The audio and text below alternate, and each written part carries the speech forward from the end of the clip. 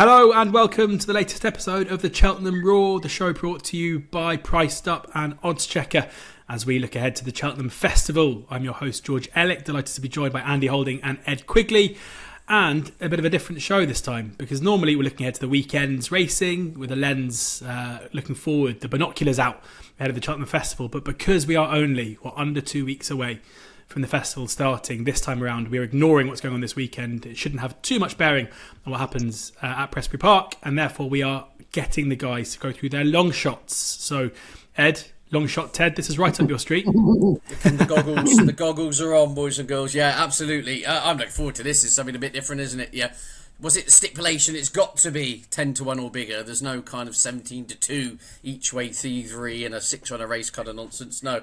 It's nice to look at things from a different perspective because, you know, I've been going round and round a lot of these races, and naturally on a lot of preview nights and things, you end up spending the bulk of the evening talking about the protagonists in each race, don't you? And you kind of just keep trotting out the same claims for the same the horses everyone wants to hear about. But here, yeah, myself and Andy have tried to come up with a few selections which aren't just a big price for big price sakes, but it's a kind of where there's either a big scope for them to contract in the market, or B, one that perhaps the market is just totally missed, or C, I suppose a combination of both, isn't it?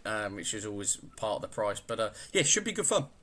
Yeah, I didn't tell you both. I haven't disclosed who you both picked, and the fun thing is that you picked three horses in the same race, but neither are the same. The same selection, right? No. So that if that happened, I'd have made you change. Should say at this point, you know, if you look at the oddschecker grids, you'll see there's a column at the top of any Cheltenham Festival grid with non-runner no bet, showing the firms of non-runner no bet, priced up and non-runner no bet. But what that means is there are obviously going to be horses at the festival where you're going to want to have that insurance involved, but there are some where, you know, they are confirmed runners, or at least they're confirmed, to be wanted to run. Things can happen between now and race time, and therefore priced up a standout prices on a fair few horses at the festival. So the guys are very deliberately picked horses that, you know, they're happy enough to back at the price offered without the NRNB concession, and Priced Up will be going NRNB at some point between now and the festival, so keep your eyes peeled for that. If you haven't got a Priced Up account already, I would get one. Sign up for one using the link in the show description. Loads of offers throughout different sports, every day of racing, and they'll certainly be aggressive with their pricing for the Cheltenham Festival as well, so do check that out. We're going to start handily. You've both picked a selection in the first race of the week in the Supreme Novice Hurdle. I'll disclose now who you've both got, and you can pick your poison, although I do know that Andy also likes your selection, Ed. I think I know who Andy's is going to be as well. Have a carry on, I'll leave with you.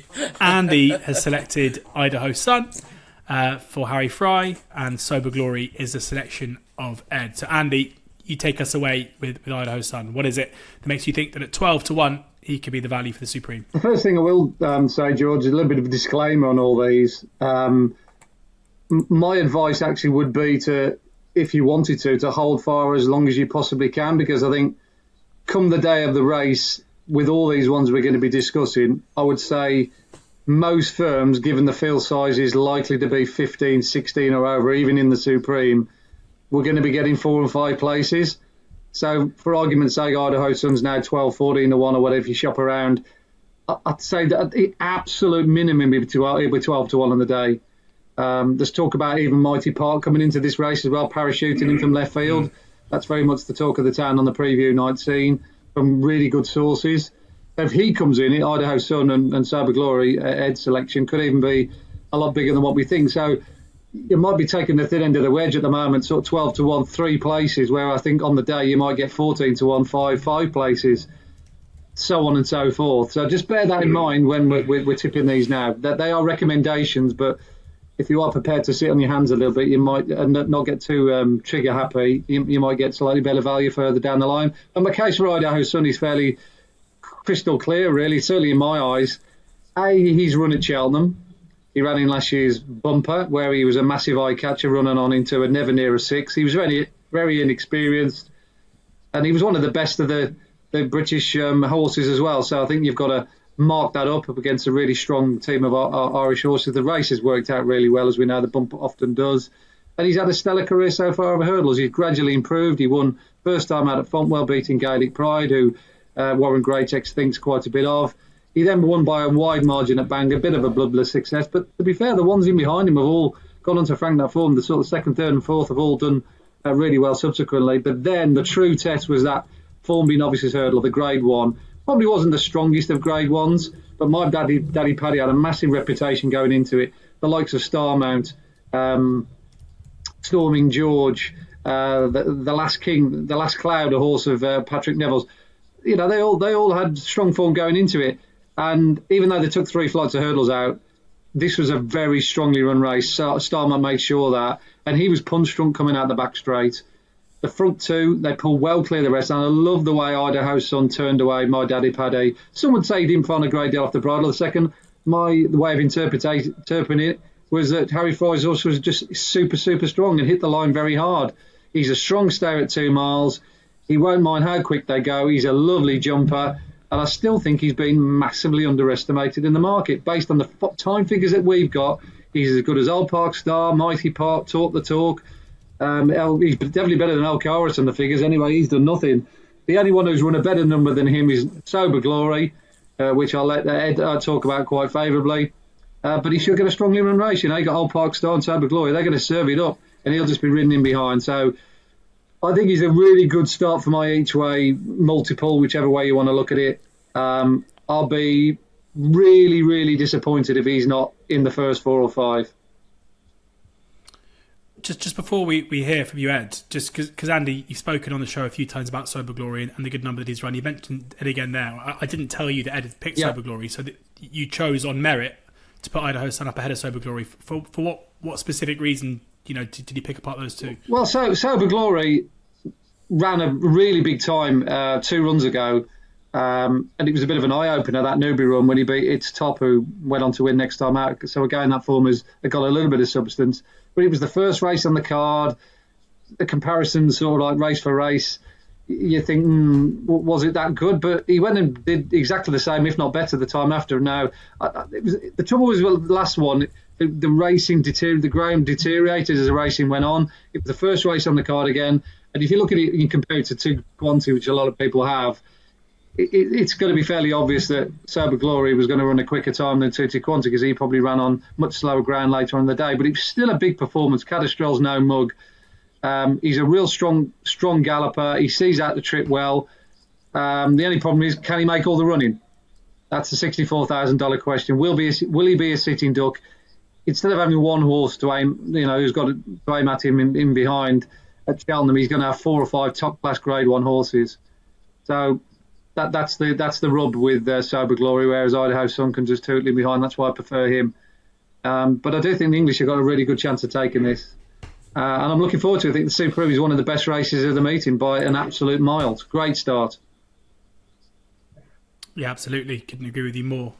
Ed, how'd it was clear by your reactions when I said that Andy picked Idaho Sun that you had a similar conundrum between the two, and you landed on the side of Sober Glory, 11-1. Yeah, well, we did a kind of a Cheltenham pre-Christmas kind of halfway house piece, and I actually put Idaho Sun up for the Supreme back in that show. So I've got him in the book. They're my 2 versus the field, essentially, at the prices. Without kind of repeating everything Andy said, I just think they are closer to the head of the market than the market's leading you to believe. I think this should be slightly more. Old Park Star, I totally respect. If he goes and blows them away, fair play, he can go and do it. But likes of Al Caros, Talk the Talk. I mean, my Daddy Paddy, shorter than Sober Glory. Not for me personally. I just think there are horses with very pressing claims who've almost been a little bit just, we'll put them in there at double figure something and see if they run a race. I think these are horses with serious claims. Sober Glory's, he falls down on the account of he hasn't got any actual graded hurdle form, has he? He's kind of running small field, soft ground races, but he's actually trounced them in recent times. His one flop was at Sandown when he seemed to spit the dummy out where they tried to hold him up in more or less last, and he right-handed track, soft ground at Sandown, all just didn't seem to work out for him. But it sounds like Harry Cobden might be riding. And if so, I don't know if he's going to have to make horse. Listen to Philip Hobbs interviewed. I don't think they're going to hold him up. But he says probably not on necessity he has to make all in a kind of Champagne Fever mould, but he won't be out the 3 or 4 if we've got a 16, 17 runner race. He will be ridden promptly. The old course, I think, tends to suit forward runners. What I would like for my selection and for Andy's is rain. I know Sober Glory he won at Chepstow on pretty lively ground earlier in the season, but I think deep ground doesn't inconvenience him, whereas it may a few of the other horses who are looking for a turn of foot, like the Alcaros or the My Daddy Paddies of this world. So, in regards to Idaho Sun, I remember Harry Fry actually saying, quote, after Champion Bumper, that the ground was just about soft enough for us when they stayed on up the hill. So I think Connections of Idaho Sun wouldn't mind if it absolutely chucked it down on the Monday before the festival, regardless of what the ground is at the time, on that Monday. So, yeah, they're my kind of two each way view the field. I'm not going to actually take on Andy in a sense. They'd be the two I'll be going with. I think Sober Glory, Unexposed, Collateral Forms working out well within context. Great to see Philip Hobbs back, and he was I interviewed him for Sky on that day in November. He was in tears. He literally was welling up on air. He really was. It says, dare I say it, I hope I've got a new menorah in the yard or something along those lines. So, but I just think there's... Old Park Star totally respect, but I do think the market is just being a bit dismissive of horses who've got very good claims, including Idaho Sun, who is a Grade 1 winning hurdler who's, it's almost to say, a little bit just out of sight, out of mind. So, yeah, they're my two versus the field. Slight preference for Sober Glory. From the Supreme Novice forward to the Mares Novice on the Thursday, where Bambino Fever, last year's champion bumper, winner is the 6-4 favourite ahead of Old School Outlaw, and then 12-1 bar those. And it's one of those horses at a double figure price, of course, that Andy fancies here in Carrickmorna Spruce. Andy, tell us about this one. Yeah, she's going to run in different colours to the ones she's advertised in the papers at the moment. I'm not sure whether I should say anything, but anyway, it's a horse that it's a horse that I think is a hugely consistent mare that's been massively underestimated. I don't think she'll beat Bambino Fever, but on my reckoning, she'll be third or fourth at the very worst. Again, I think on the day when there's a decent sized field, they'll bet 4 or even 5 places. Could the silks change? Trigger a market move? Not necessarily. No, not. It's not connections that you'd be used to in national hunt racing anyway. Fine. Not suddenly popping up in green and gold. No, definitely not green and gold. They're going to be red and white.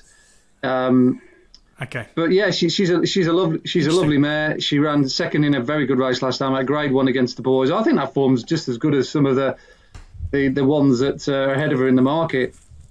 She chased down Skylight Hustle. Obviously, it was the race that Skylight Hustle won, slightly fortuitously, as you remember, because the Taught fell at the last. But to be fair to Declan Queeley's mare, she would have finished a very creditable third. As it turned out, she finished second. But the races worked out really well. As we saw, the Taught went on to win a Grade 1 next time out. And even the passing wife, who was beating an absolute country mile for Gavin Cromwell, get onto him later. He's gone on to win since. So there's a real good strength in depth in that race. It was a strongly run race. And all her form figures suggested she's going to run a race. She was a very good bumper horse. She's done nothing wrong over hurdles so far. And I think she's been seriously underestimated. There's going to be 1 or 2 of these horses that are going to go elsewhere, including Selma Devari, etc. But I see her giving a nice, quiet ride out the back and brought through with a nice run. And the word on the street is that Harry Cobden might ride her. So that's got to be seen as a positive. So current odds around about 14-1 for Carrickmorna Spruce. Again, another bet I'd probably recommend on the day with 4 or 5 places. She'll do for me in the mares.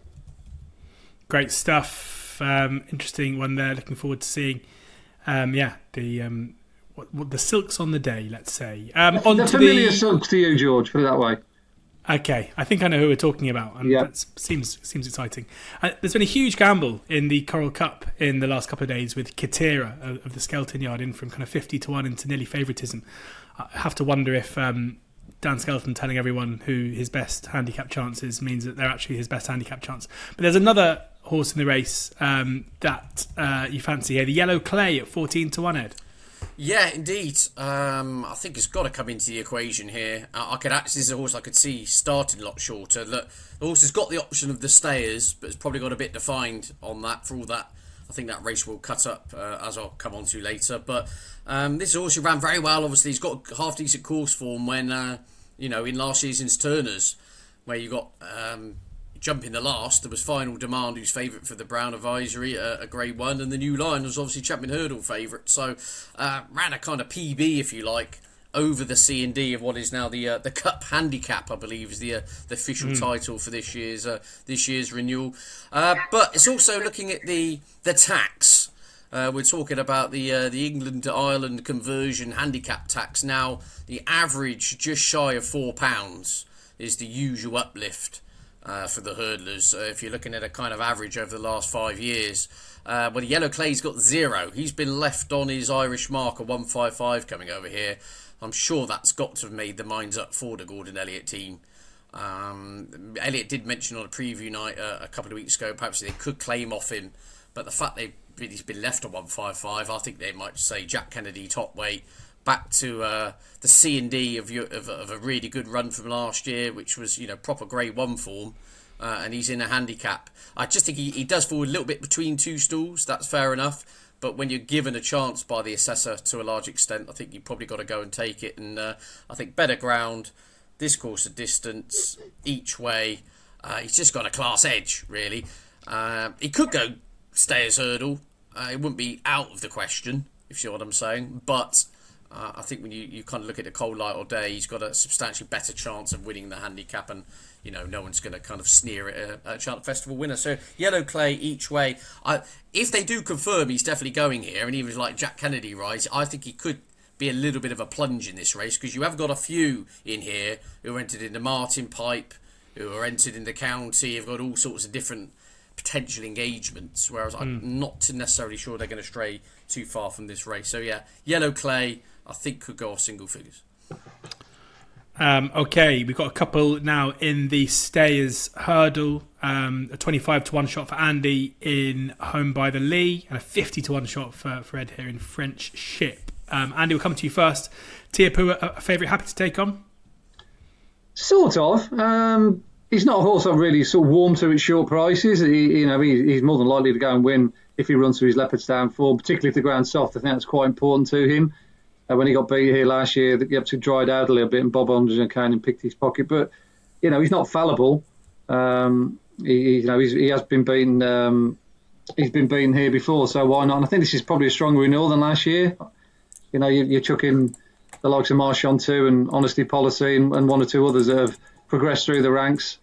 This will take a bit of winning this season. The reason I've gone for Home by the Lee is that he won one of the sort of preeminent Irish staying trials. What's been a really good race over the years. He beat Staffordshire Knight in that Galmoy Hurdle.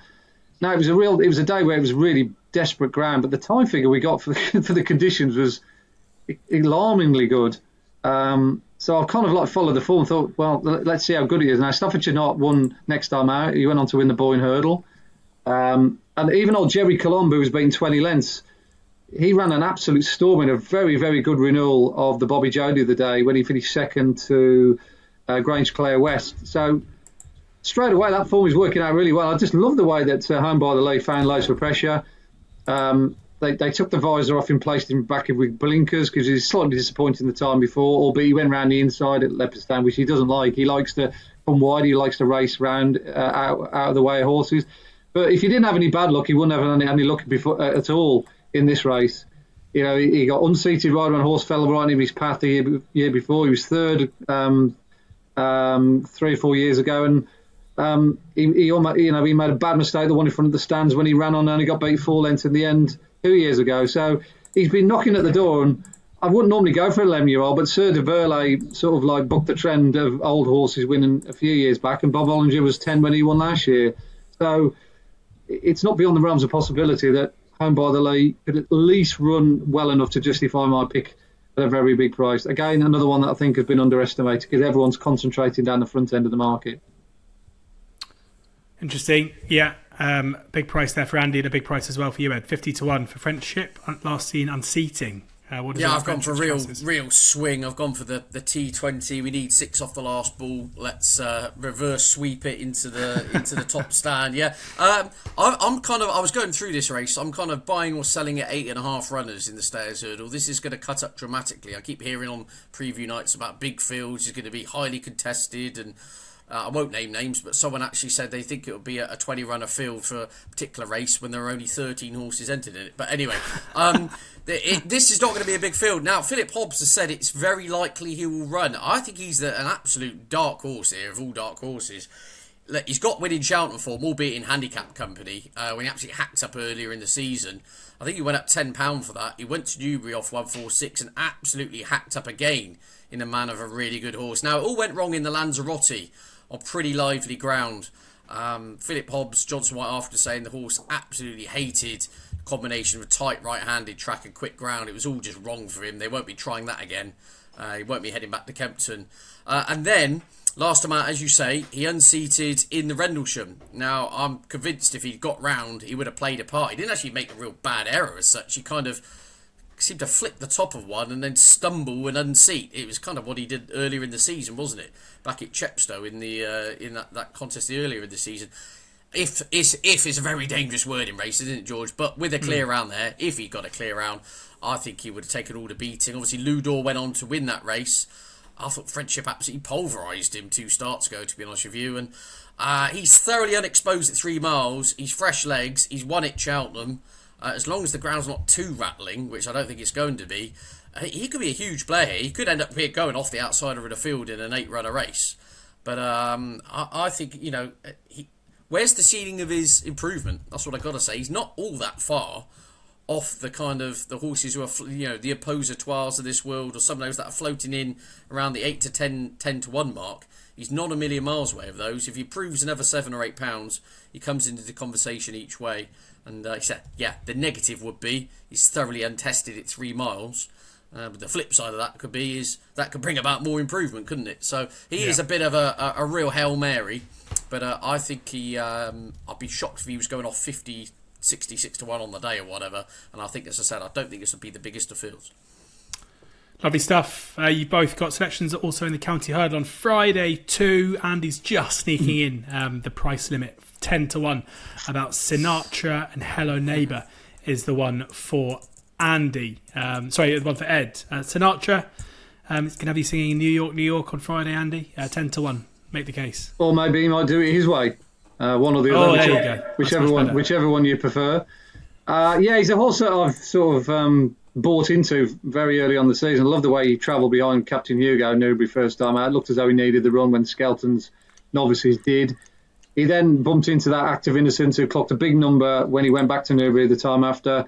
Act of Innocence fluffed his lines, admittedly, when he went back to the same track, but he got beat by a nice juvenile trying to give him 20-odd pounds.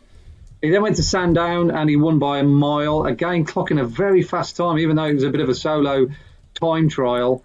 They tried him over 2.5 miles, and I was questioning why they did that at Huntingdon in the Sydney Banks.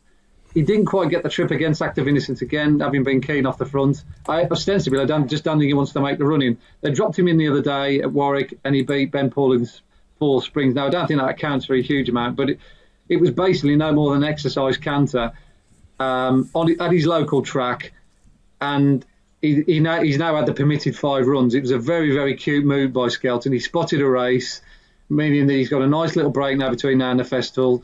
And amazingly, he's come out of all those 3 races, finishing 3rd in the listed Sydney Banks, winning an egg and spoon race at Warwick, still rated 133.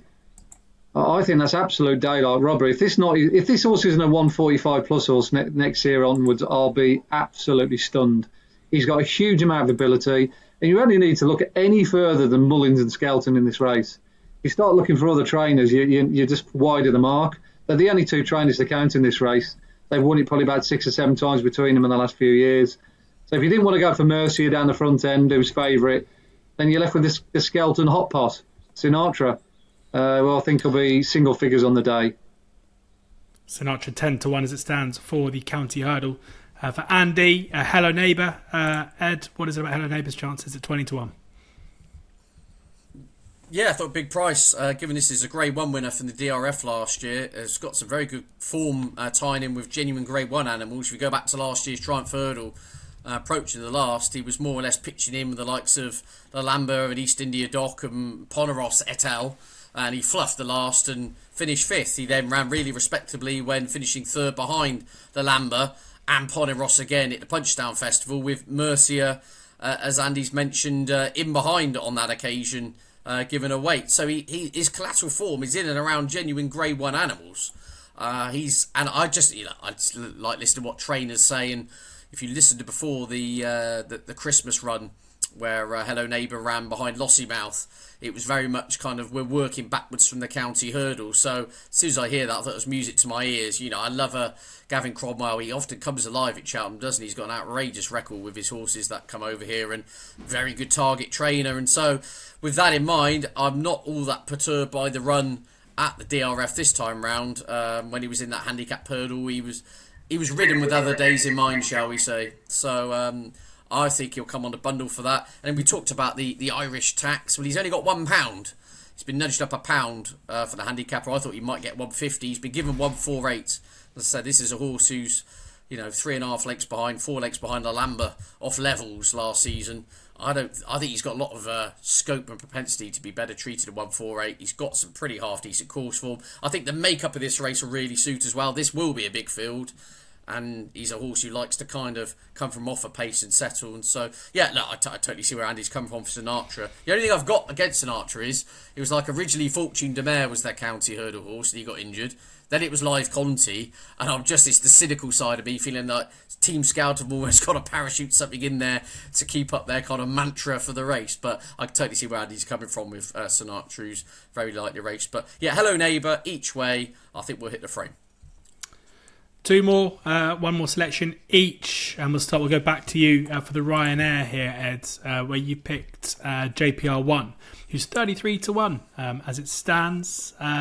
First and foremost, I should say Factor File is currently even money favourite with priced up again due to the no bet. What are we thinking? Are we expecting Factor File to pitch up here in the Gold Cup? Well, all the vibes are kind of he's coming here now, isn't it? I mean, vibes, again, never a very dangerous word, but you kind of get the feeling if he was going to run in the Gold Cup, they'd say he's running in the Gold Cup by now, wouldn't you?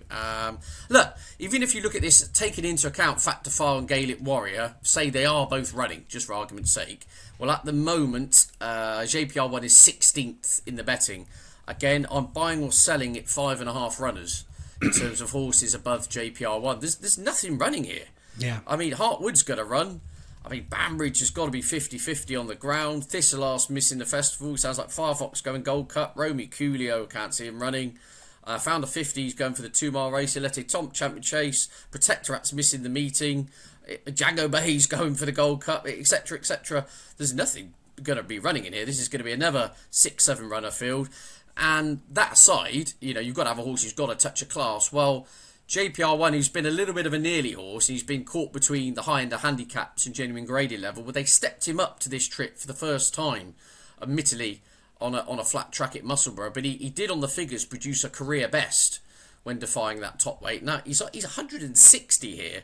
That puts him right in the conversation. He's had one run at 2.5 miles, and he's hacked up. And in a race which I think is going to cut up to absolutely zilch, Joe Tizard said yesterday he runs, he's 33 to 1. I think he's one of those. I have backed each way now because, as I said, I think we could have a 5 or 6 runner race on the day, and he's got to kind of beat half the field for me to pick up. And which, if Factor File and Gaelic Warrior go elsewhere, we could be left with a really weak race, couldn't we? So JPR1, career best performance at 2.5 miles last time out. Definitely going to run unless he stands on the stone.